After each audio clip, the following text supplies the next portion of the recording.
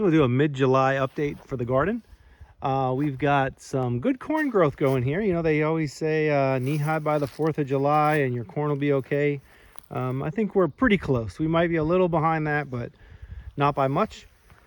Corn is looking good. This side was the dent corn. It's grown a little slower. That's fine. I was just kind of seeing how it would grow. The sweet corn did have really good germination though. All of those are sweet corn up there and they look pretty good. The beans are looking okay. Some of them are still not doing amazing. Like these guys are a little yellowed, but we're starting to get some flowers. You can see there's a whole bunch of flowers on these guys here. That batch right there definitely seems to be doing very well. Whereas some of these down here do a little bit less well. The purple beans seem to be a little more scraggly, is probably the right word, but they are flowering like crazy. So hopefully we'll still get a good harvest out of these. They might just be a little too cool in this straw bed. You know, they might just need a little more heat. These ones over here, though, definitely seem to be doing very, very well. These guys, specifically this batch here, whatever these were, I'd have to look on the original planting video, but they're doing really, really well. So that might be the variety that we grow in the future if that does turn out to be the case. Our potatoes are also doing well. Everything's coming along very well, getting nice and tall. Greens are coming along good. Everything seems to be growing well. Hopefully, of course, with potatoes, you never know until the time you dig them up. But hopefully they're all doing well under the ground as well. Got some flowers on these. I don't know if you can make that out right there, but you know, some of these have flowers on them. The potatoes are flowering. These ones as well. There's a little purple flower on these guys. The grocery store potatoes were once again an absolute failure. We got nothing over there. So, note to self, the actual seed potatoes did much, much better. I've been able to grow grocery store potatoes in the past without a problem. Those just got eaten up by something or died. I'm not exactly sure. Some of them, when we dug them up, there were some holes in them. Other ones just seem to have rotted in place. So it might have been the variety. I'm not sure. We do have a couple that started coming up. There's one here. I think there was one more down somewhere else. But, I mean, in general, there's no success at all with these. It's been a pretty big failure for those. So we will not be doing that again, specifically in this kind of growing medium with the straw. You know, it's just, I think it's too good of a hiding spot for the bugs and stuff to get them. But some of these others are doing really well. You can see these guys here are looking really, really good. All of these over here are doing well. The ones on this row here specifically are doing much, much better than any of the rest. They seem to be thriving in their spot. So I'm guessing whatever variety that was, once again, I'd also have to look that up, but they are doing much, much better than the others. They look really good. The plants are very bushy. They're flowering all over the place. So they're all doing really, really well. Either way, the potatoes and the beans are looking pretty good. I don't have any complaints right now. The corn, once again, looking good as well. Our field pumpkin is doing very good. This is the Connecticut field pumpkin. Last I looked, we still didn't have very many female flowers. Well, there we go. We have one now. There's one right there. Most of the other flowers are still male, and that's okay. You know, when they first get going, you usually don't get a lot of female flowers. The female flowers come on later. This here is a delicata, and the delicata looks to be doing very, very well.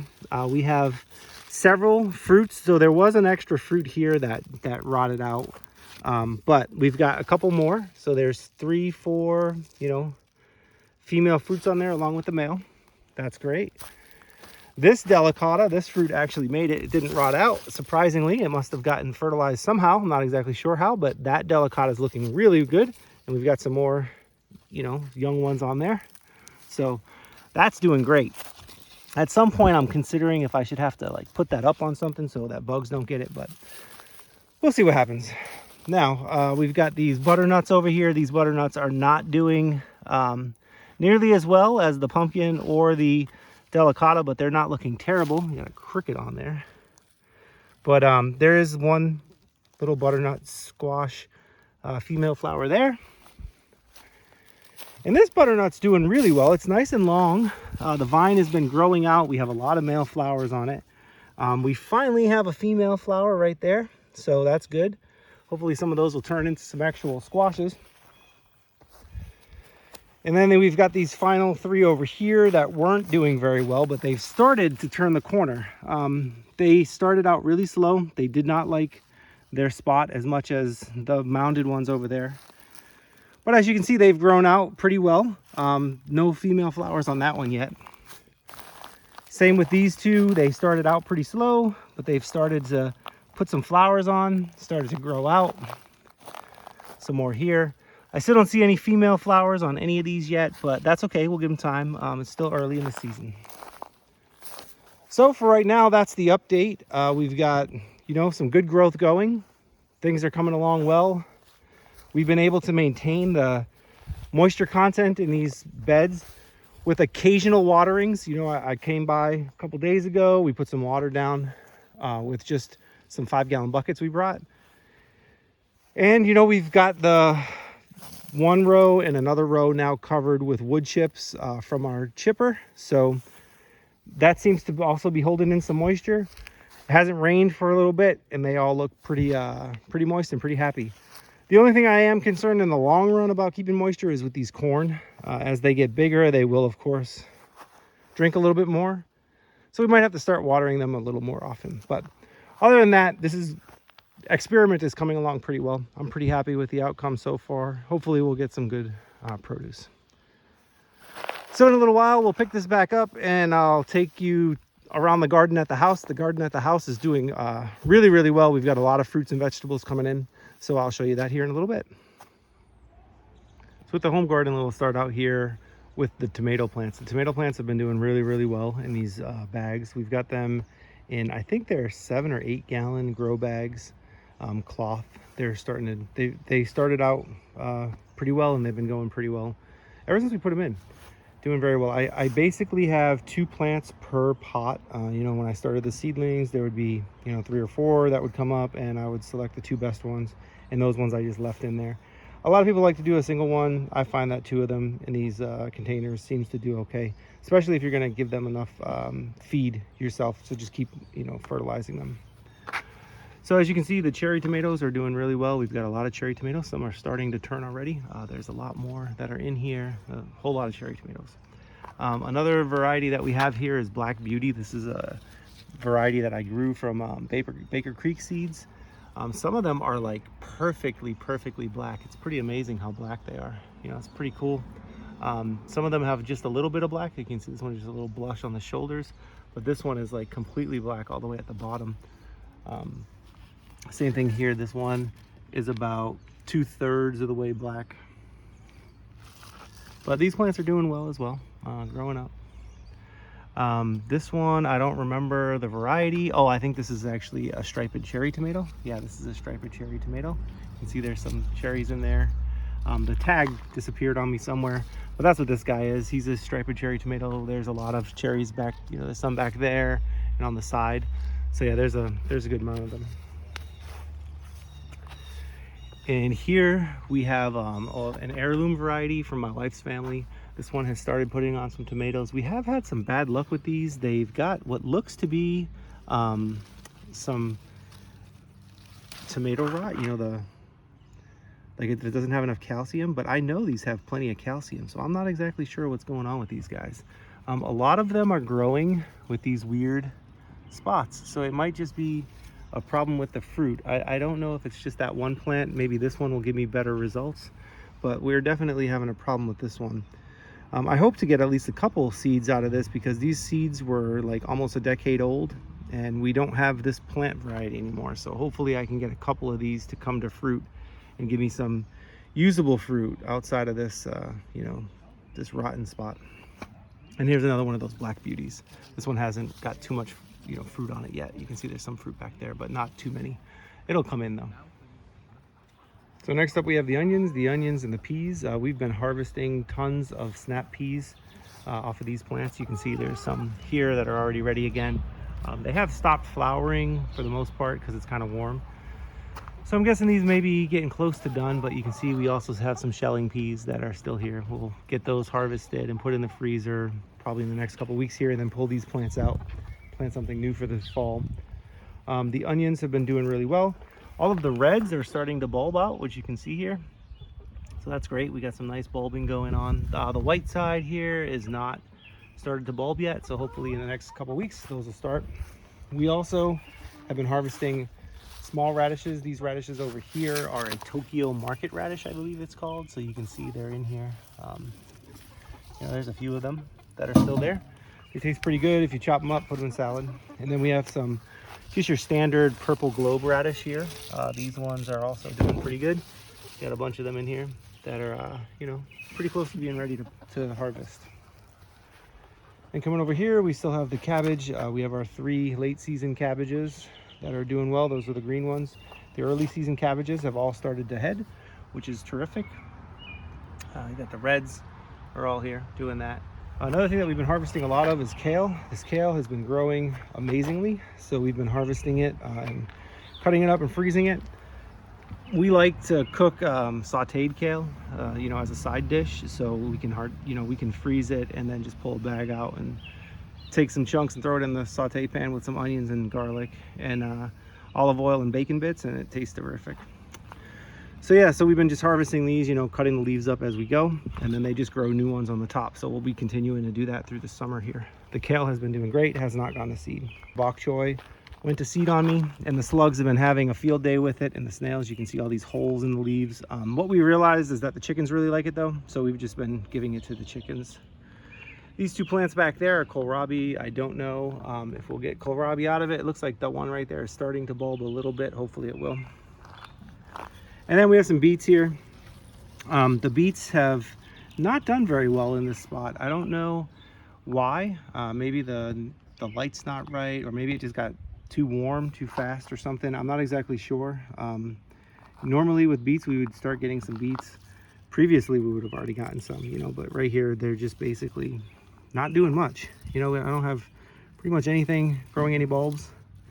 So I might start trying to thin some of those out just to see if I can give them a little bit of elbow room and see if that helps. But normally they would have started already and we would have thinned out stuff that we didn't need. Over here we have tomatoes. These tomatoes are doing great. They're filling in nicely off of the straw bales, starting to get flowers on them. They are doing well. There's a lot of flowers in there, as you can see, on all the plants. We've got some tomatoes coming in. I don't know if you can see those there. Some others down in the middle there. The tomatoes have done pretty well recently. They didn't start out great. They started out kind of slow in the straw bale, but they seem to have picked up speed over the last couple of weeks. And you can see there is a lot of flowers on the tomatoes that have started to come out. So this is an experiment just to kind of see how things do differently in the straw bale compared to in the pots over there. Traditionally, I would just grow tomatoes in the ground, but I don't have a lot of in the ground space here, so we figured we'd give it a shot and see what happened. The plants seem to be doing well. They did start out a lot slower though, so I think that might be why they're just later to fruit than the others. Peppers, it turned out, just hate living in the straw bales. They are not happy. No matter how much fertilizer I give them, they are getting attacked by snails and slugs because the snails and slugs just love to hide inside this, and their favorite evidently is peppers. So these peppers, I'll show you some other ones in a minute that are the same exact type, that are the same exact age, and the ones that are in the pots are just so much better. We have a couple peppers on here, which is great, but I've also had to take some off because the snails have already chewed them up, and they just, no matter how much snails I pull or slugs I pull out of here, there's just always more. Like right there, that's a slug right there. I can't get them all. And the environment here in Vermont with cool wet weather just seems to be a little too much for the peppers in that. So I think that's definitely not a go for the next year. We will not be doing peppers in these straw bales. The summer squash surprisingly has done okay. I've got a couple of summer squash on here. One that's probably getting close to being ready to pick off, and another one that'll be ready in a week or so. This variety definitely seems to grow a ton of fruit. Like there's just so much fruit in there on these 2 plants. So I'm pleased with that. We were able to get control of the cucumber beetle problem. I was picking these guys like basically nonstop for a week. Sprayed some, just did whatever I could. Finally got the cucumber beetle under control, and now the plants are definitely coming back, and we've got some young fruits on these cucumbers. So the cucumbers don't seem to be doing too bad. They're not like, you know, winning any prizes for quick growth or, you know, massive plants, but we've got some young cucumbers coming in, and the plants are doing okay now. I think just like the peppers, they like it a little warmer, and it took them a lot longer to get going. Otherwise, you know, they probably would have been much further along. Some more views of the tomatoes here. You can see definitely some tomatoes in here. These are all cherry tomatoes in this pile here, so hopefully we get a good number of cherry tomatoes out of it. Cherry tomatoes can grow pretty much kind of wild. You can just kind of let them go, and they'll oftentimes just do fine. See, there's some more tomatoes there, some more in there. I don't know if you can make those out. Let's see. Yeah, there's some more there. So they're doing well. Just, you know, they took a long time to get going. Now that they're going, hopefully we'll get a good crop out of it. Same thing once again. These guys are doing okay. These two at least are. The cucumbers are all right, but these peppers are just, I don't know. I'll probably just let them keep going because it's already July. And it's too late to pull them out and put something else in, but I don't think that that experiment was a success at all. All right, let's show you the last of the peppers and we'll call it a day. As a quick update to the tomatoes, we're going to start having to clean these guys out. I've been just kind of experimenting with letting them go naturally, and that's just not working. The slugs are taking advantage of it significantly. So I don't know if you can notice here, I'm sure you can, but this one has been cleaned. The one behind it's been cleaned up. This one here has not yet. So basically what I'm doing is I'm removing all of the foliage up to about, I don't know, a foot off the top of the straw bale. So much foliage was in there that I actually had ripe tomatoes. You can see some right there still on the plant. That I've cut those down already, but there was ripe tomatoes in there. I didn't even know. There was just so much green, you know, growth in those. These really have taken off a bit in the last, you know, 2 weeks, significantly taken off. I'm somewhat pleased with how they're doing. You know, my thought process outside of the fact that I don't love the bales of hay in general or straw in general, these guys do seem to be doing pretty well. As the heat of summer has come on and we've had, you know, numerous days above 80, they seem to be doing much better than they were previously.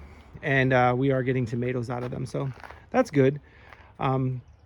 Surprisingly, the first tomatoes we've gotten in the entire yard are from here. The ones in the front have not flowered yet. These guys, or have not fruited to, you know, ripeness yet, whereas these guys have. These are just plain red cherry tomatoes. We also have some just starting to ripen on that plant right there. So, you know, pretty close to the same amount of time. These ones here are in the sun a little more during the day than the plants over in the pots. But yeah, just wanted to kind of show that you really shouldn't let your you know, your plants stay too bushy, specifically tomato plants. They get diseased.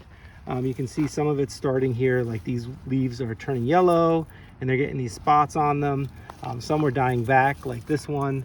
This is probably some type of wilt that's going to come. You know, we get that every year. Even in Florida, we got it. Tomato plants just occasionally, you know, they're pretty susceptible to most diseases.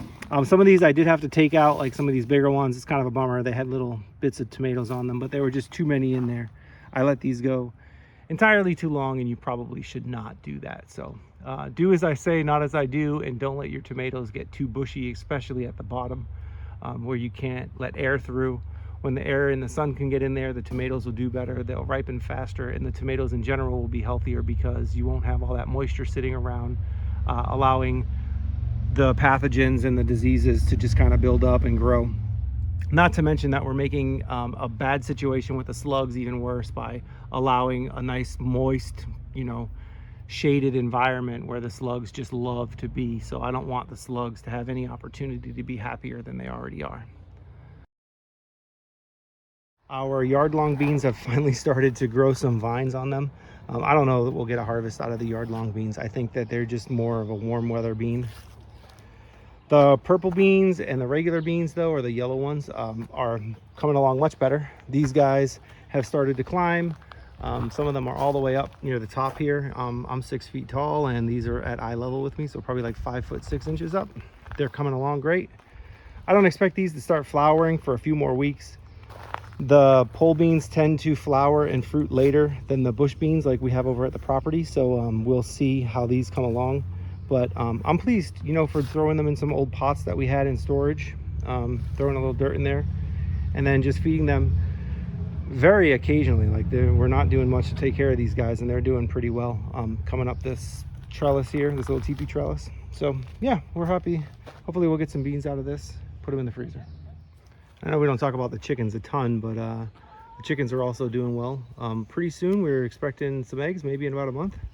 So these guys were all hatched in early April, or these girls were all hatched in early April.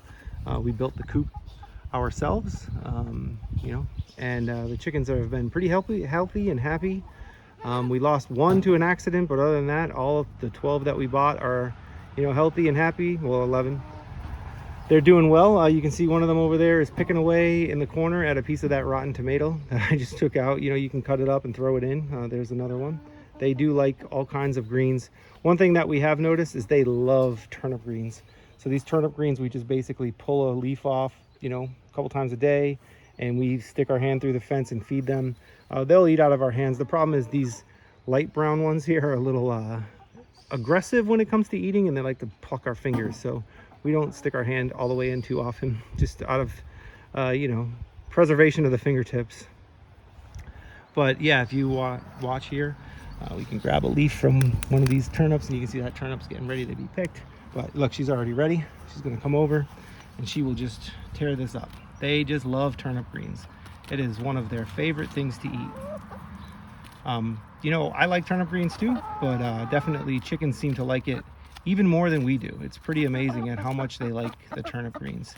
And they will all start coming over and, you know, mowing away.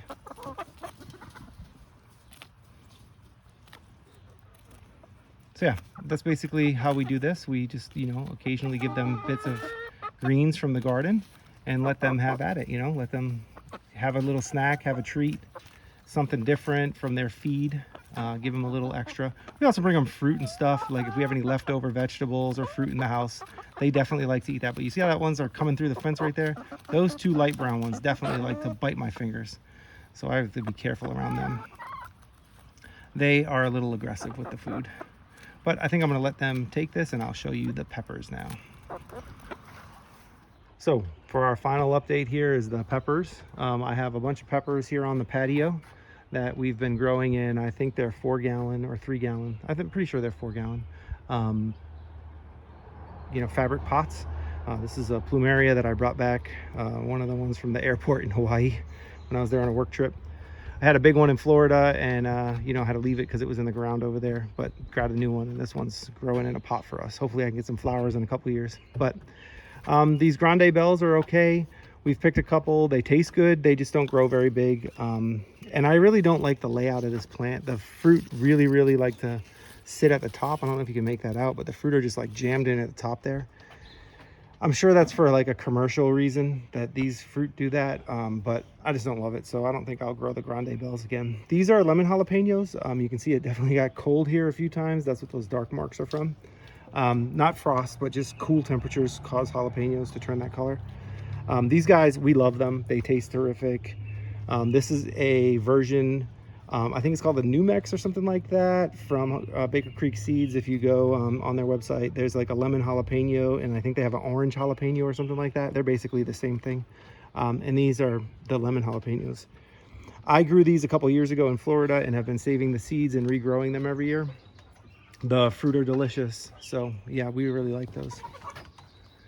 This one here is a, what is it called? A peppercini, which I've never grown before. It's kind of like what you get in the pizza if you ordered a Papa John's or something. I've read that they're supposed to turn yellow, but they seem to be getting huge without turning yellow. So we might want to just pick one of these at some point and try it out. They're already probably, that's a good 5 inches long. Pretty big. We've got a whole bunch of them on the plant, so maybe I'll just steal one at some point and try it out and see how they taste. These are also a very, you know, good pepper. We really like these. I can't pronounce it. I think it's like, I don't even know. It's a Hungarian sweet pepper though. It's another one from Baker Creek. I could put a link in the video description if anybody's interested in pretty much all of these. I don't have a referral from Baker Creek or anything. I just enjoy their seeds. But yeah, I could put a link to this. These are terrific sweet peppers. They look like they might be a hot pepper, but they're not. They're super sweet and they turn red. We're so excited. This one is finally, or I'm so excited. This one is finally starting to turn red. I don't know if you can notice the blush right there on the top, but they turn a bright red and they get super, super sweet. They taste great green too. If I picked one of these right now, they're still delicious, but they do taste much better when they're red. This is another one of those grande bells. As you can see, all the fruit are jammed around the top again. The weird thing is that somehow I must have got a mixed seed in there. I don't know exactly how I did it, but I got a purple pepper plant behind it. I've picked a couple of these purple peppers already. This is like, I think the third one. We've been eating them. They taste terrific. It's the same thing with these regular grande bells, right? They taste good. I just don't like the growth pattern of this grande bell. The purple bell, I didn't even mean to plant. It must have been a mixed up seed somewhere in my seed packet or in my seeds, collection. And I must have grabbed one, but it's a good surprise. And then this is just another of the jalapenos, the same ones, the lemon jalapenos. These jalapenos, I will say, are very productive. You don't get giant jalapenos, you get smaller ones. These are all they won't get much bigger than this, which is probably, 1.5 inches, 2 inches long. But they do turn yellow and they taste delicious. Now, if you needed jalapenos to make a recipe right now, these could totally be picked and used. They would taste great. We're gonna try and make some cowboy candy out of them once they're ready. So yeah, that's the update. Like I said, the peppers are doing very, very well, and you can definitely see the difference between these guys in the pots and the ones that are over there in the straw bales. The straw bales surprisingly have had much more fertilizer, but they just do not do as well comparative to these guys. These ones here are all doing much, much better. We have one jalapeno over there, so something like this, and we have one of these sweet peppers over there, so something like this, and neither one of them are maybe half the height, and I think that they each have one pepper on them, so really not much to even compare. I will say that it was an interesting experiment, and I will use that hay bale or the straw bale in my garden over at the property this winter. I'll put it down to cover garlic and just to let it decompose and add some organic matter to the ground over there, because the soil is so poor at this point.